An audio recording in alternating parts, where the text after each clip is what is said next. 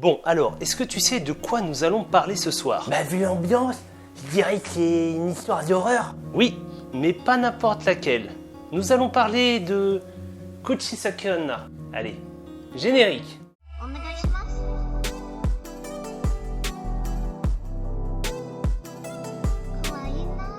Bonjour! Alors ce soir nous allons parler de la légende urbaine la plus populaire du Japon. Je suis sûr que tu en as déjà entendu parler. C'est pas l'histoire de la femme à la bouche fendue? Si, exactement. Et voici son histoire. Kuchisake Onna. La légende remonte à l'ère Heian, dans un petit village de la préfecture de Gifu. Dans ce village vivait une femme extrêmement belle. Elle était mariée à un vieux samouraï plutôt jaloux. Partout où elle allait, elle aimait montrer sa beauté tout autour d'elle, jusqu'à demander aux enfants s'ils la trouvaient belle. Et évidemment, les enfants, subjugués par sa beauté, ne pouvaient dire que oui. Ah, la vérité sort toujours de la bouche des enfants. Nombreux étaient les hommes qui la convoitaient. Cependant, son mari ne prêtait plus vraiment attention à elle. Si bien qu'elle finit par tomber dans les bras de d'autres hommes. Jusqu'au jour où le mari jaloux apprit l'adultère. Celui-ci se sentit trahi, déshonoré. Et c'est avec une rage et une colère immense qu'il accueillit sa femme qui rentrait de chez un de ses amants. Il l'attrapa, commença à la secouer. Mais la femme ne réagissait pas. Elle était tétanisée par la peur. Son mari chercha un moyen de se venger afin de lui rendre le mal qu'elle lui avait fait. Mais la tuer serait trop facile. Mais qu'est-ce qui était la chose ayant le plus de valeur à ses yeux? Ah, je sais, sa beauté. Sa beauté. Le mari saisissa alors un couteau, plaqua sa femme contre le sol et lui entaillit les deux joues. La jeune femme, défigurée, ensanglantée, gissait au sol en larmes. Le mari, satisfait de son acte de vengeance, lui dit: Aussitôt, prise de panique, la femme essuya le sang qui coulait sur son visage et elle se regarda alors dans un miroir. Et lorsqu'elle découvrit son visage tailladé, elle poussa un hurlement qui se retentit dans tout le village. Le samouraï finit alors par sortir son katana et tua sa femme. Il sortit alors de sa maison avec sa défunte sur l'épaule et alla la jeter dans la rivière. Et étonnamment, personne du village ne dit quoi que ce soit. Bah l'histoire est finie, non? Justement non. Le corps sans vie de la femme défunte va alors devenir habité par un esprit malfaisant rempli de haine et de vengeance. C'est ainsi que naît la légende. La légende. Kuchisake Onna se traduit par la femme à la bouche fendue. Elle est donc le fantôme d'une femme bafouée, défigurée, et cela par son propre mari. On raconte aujourd'hui qu'elle erre le soir venu avec un masque sur visage et une paire de ciseaux à la main. Et pourquoi le masque? Elle n'a pas besoin de se protéger pour le virus? Non, c'est pour cacher son sourire béant. Je disais donc qu'elle errait le soir, généralement à la campagne, à la recherche d'une nouvelle victime. Maintenant, imaginez-vous un instant.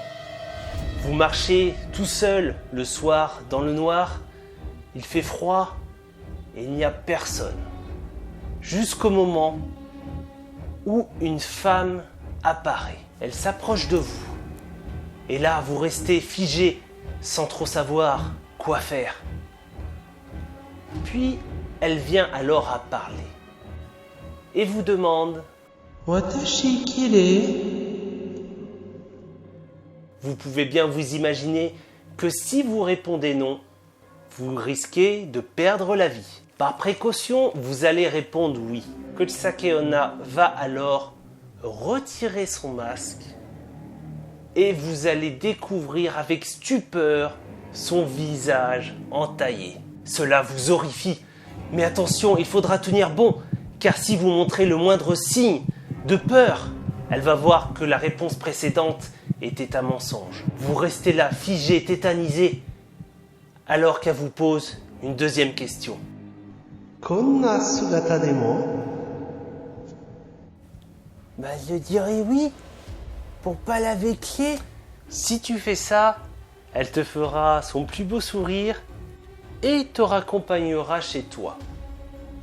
Pour évidemment te trucider juste devant ta porte de maison. Ah bah si je dis non, est-ce que ce sera mieux?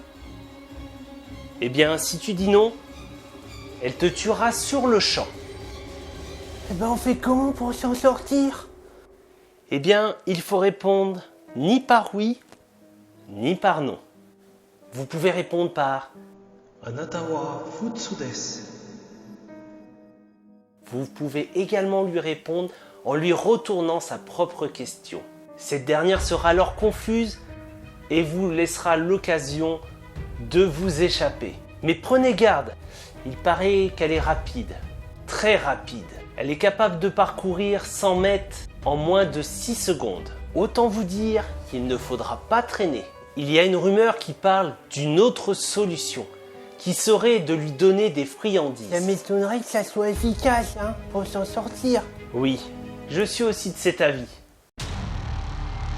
Les répercussions.